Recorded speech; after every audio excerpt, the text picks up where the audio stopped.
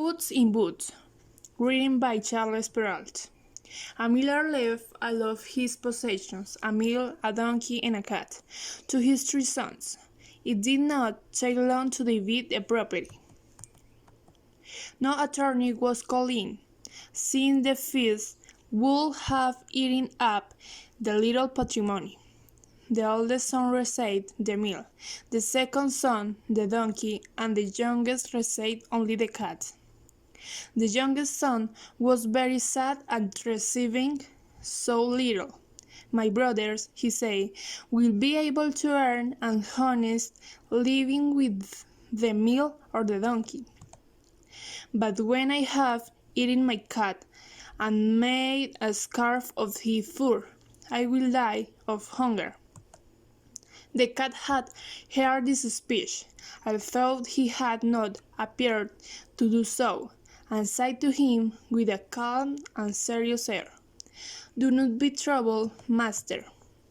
If you give me a bag and a pair of boots made for me, in which I can go among the bushes, you will see that you were not left as badly off as you believe." His master did not place much reliance on the cat's words. However, he had seen the cat play cunning tricks to catch rats and mice, when he would hide himself beneath the hills, or hide in the floor pretending to be dead. So the master was not altogether without hope of being helped out of his problems by the cat. The cat received what he had asked for and boldly pulled on his boots. Then, hanging his bag around his neck, he started off for a wood where there were a great number of rabbits. He put some bran and herbs in his bag, and then stretched himself out as if were dead.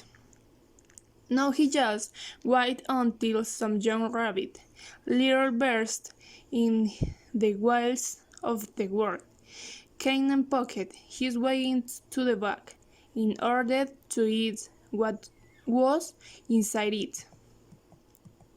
He had hardly lighted himself down before he had the pleasure of seeing a young scatterbrain of a rabbit get into the bag.